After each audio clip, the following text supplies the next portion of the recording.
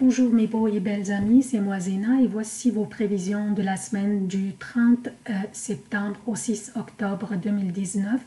Avant de commencer, j'aimerais encore une fois solliciter votre aide pour la continuation de la chaîne. Partagez les vidéos s'il vous plaît avec vos amis sur vos réseaux sociaux préférés pour offrir à la chaîne plus de visibilité, donc plus d'abonnés et plus de continuation.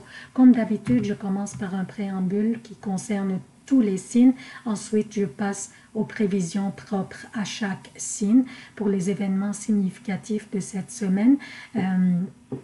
Je vous laisse les lire en détail en gelant l'écran et c'est la même chose pour les emplacements des planètes pour ne pas prendre beaucoup du temps dans la vidéo. Puis, donc, je commence directement par le menu de cette semaine. Qu'est-ce que nous avons au menu cette semaine? Nous avons Vénus qui fera un carré dès le début de la semaine avec Pluton, juste avant que ce dernier arrête sa rétrogradation le 3 octobre. Nous avons Mercure qui change de signe cette semaine le 3 octobre pour entrer dans l'énergie du Scorpion où il va rester pour 9 semaines. 9 semaines. Pourquoi? Parce que vers la fin du mois d'octobre, Mercure va recommencer sa rétrogradation, puis il va arrêter, puis il va transiter direct. Donc, ça va durer 9 semaines dans ce même signe, dans le Scorpion. Nous avons le 4 octobre, Mars qui va changer de signe pour entrer dans son exil dans la Balance, dans l'énergie de la balance. Donc, ce sont les événements les plus significatifs au niveau des planètes. Alors, je commence maintenant, je reviens à lundi pour parler du carré entre Vénus et Pluton. Donc, dès le début de la semaine, nous allons avoir ce carré entre Vénus et Pluton, ce qui va apporter de l'intensité au niveau de nos relations ou de notre revenu, donc peut-être aussi nos relations professionnelles. Donc de l'intensité, soit au niveau de nos relations personnelles ou professionnelles. Une action stimulée par ce carré doit être prise. Si et seulement s'il y a un déséquilibre dans nos relations, s'il y avait un certain contrôle ou un certain abus, qu'il soit exercé par nous-mêmes ou par l'autre personne. Si nos relations nous apportent plus de peine que de la satisfaction, si nous sommes complètement consommés ou contrôlés par l'autre personne, et même si c'était nous qui contrôlons les autres. Ce carré incite à arrêter et essayer de voir les choses objectivement sans laisser nos émotions intervenir et nous aveugler. On doit nous poser la question, qu'est-ce que je peux faire pour corriger ce déséquilibre ou bien ce contrôle ou cette insatisfaction?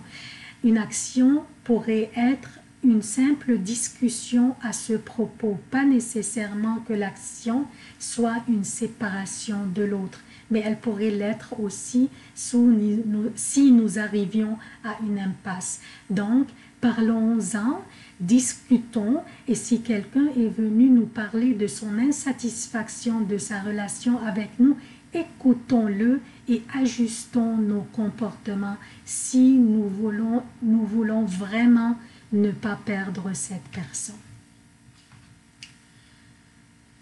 Mercredi, nous avons Pluton qui arrête sa rétrogradation pour recommencer son transit direct. Durant sa rétrogradation, Pluton nous a incité à réviser, à réévaluer les choses, à réviser et réévaluer nos craintes, nos désirs, nos peurs et nos angoisses.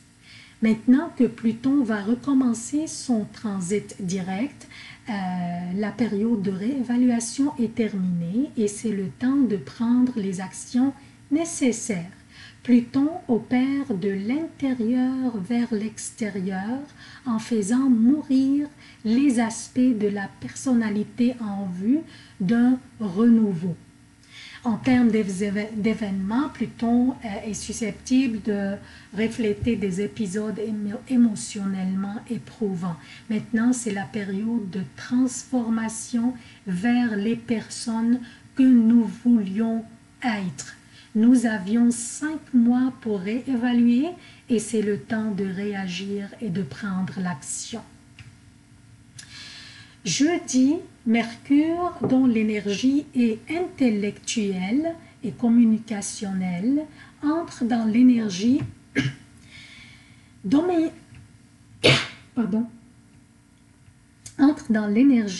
dominatrice, puissante, créative et intense et obstinée du Scorpion. Le lendemain, vendredi, Mars, le gouverneur du Scorpion, va entrer dans son exil dans la Balance. Mars, dont l'énergie est guerrière, assertive et agressive, entre dans l'énergie de la diplomatie, de la gentillesse, de l'équilibre, de la sympathie et de la romance de la Balance. Donc, attendons-nous à un partage intense et courageux des pensées et des opinions.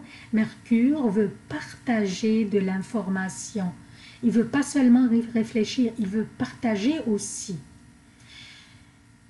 Et là, il est dans une énergie gouvernée par Mars, qui lui-même, Mars, est dans une énergie diplomatique de la Balance. Donc, c'est un peu mélangé. Hein? Quand une planète rentre dans un signe, elle doit embarquer pleinement et s'influencer par l'énergie de ces signes. Elle n'a pas le choix. Donc, Mars, en entrant dans la Balance, il doit s'ajuster selon l'énergie de la Balance. Et c'est la même chose pour Mercure. Donc, nous devons nous attendre à un partage des opinions et des pensées intenses et créatives et obstinées aussi des fois, surtout avec l'opposition de Mercure à Uranus qui va avoir lieu d'une manière intense dimanche. Ici, comme vous voyez, donc surtout avec cette opposition qui va générer des obstinations envers nos opinions que nous défendrons courageusement et d'une manière très intense, bien que le sujet de cette opinion ne serait pas vraiment quelque chose de très intéressant pour nous. Là. On pourrait ne pas être vraiment intéressé par le sujet, mais c'est juste une obstination pour défendre nos opinions et des fois les imposer. Donc, il faut absolument écouter, écouter et écouter. Il ne faut pas vraiment monopoliser les discussions. Il faut vraiment donner ses opinions et écouter les opinions des autres. Donc ça, c'est pour le préambule. Je passe maintenant aux prévisions propres à chaque signe. Bonjour chers Gémeaux, voici vos prévisions pour la semaine du 30 septembre au 6 octobre 2019. Je commence par lundi et mardi pour le Québec et lundi PM, mardi et mercredi jusqu'à 14 h pour l'Europe. La lune sera dans le Scorpion, votre 6e maison, faisant mardi 2 sextiles avec Saturne et Pluton qui sont dans votre 8e maison dans le Capricorne et un trigone avec Neptune qui est dans les Poissons, votre 10e maison. Ça va être une période trop occupée, mais vous serez à la hauteur. Il suffit juste de gérer bien vos émotions et éviter les sautes d'humeur. Donnez-vous des petites périodes de pause de temps en temps et essayez de ne pas trop vous épuiser. Mercredi, jeudi et vendredi jusqu'à 14 h pour le Québec Et mercredi après 14 heures, jeudi et vendredi pour l'Europe, la Lune sera dans le Sagittaire, faisant jeudi un sextile avec le Soleil. Dans la Balance, votre 5e maison, et un carré avec Neptune qui est dans votre 10e maison. La Lune vous oppose de votre 7e maison, de la maison de vos relations. Le conseil serait de soigner vos relations. Par contre, ce qui est rassurant, que vos habiletés intellectuelles et communicationnelles ainsi que votre diplomatie seront à votre service, donc pas de souci. Par contre, une belle harmonie règne chez vous dans votre foyer. Alors profitez de cette belle harmonie.